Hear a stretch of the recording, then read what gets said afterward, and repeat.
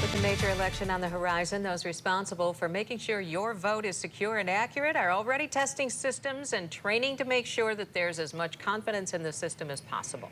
Political reporter Rick Albin talked with the Secretary of State, Jocelyn Benson, today about training for law enforcement, volunteers, and clerks that is now being held around the state. He joins us right now. Rick? Well, Sue and Brian, after the 2020 election cycle, as we all know, there were claims and accusations of voter fraud and unusual voter activity. Clerks across the state, along with the Secretary of State, are doing whatever they can to reassure voters that their ballots are safe and the results are legitimate.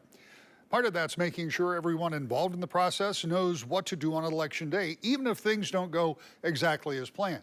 Training to make sure that happens was held today in Allendale, and Secretary Benson later joined us in studio to talk about the reason behind such sessions. You and your counterparts across the country and all of the county clerks and township and city clerks, everybody here in the state of Michigan has a real eye towards security, but you're doing something in addition to what some of the things that have been done. You're doing some actual training with law enforcement and clerks. Tell me about that and why you think it's important. Well, yeah, here in Grand Rapids, and we're doing others in Traverse City and Detroit, even up in the UP.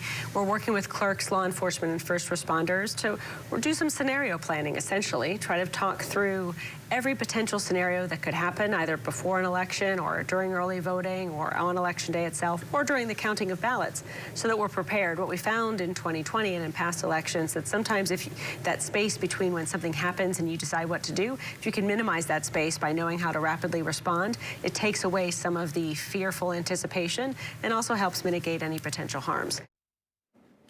Now, Benson says training, not only like this, but of poll workers and others, will help ensure accuracy. Transparency is also important, she said, noting that there are multiple opportunities for people to volunteer. You can actually be there and help out with the elections and to see voting equipment tested in public forums prior to the election. Of course, Michigan's a battleground state for the presidential election, and voting and outcomes will be closely monitored here in November. Sue?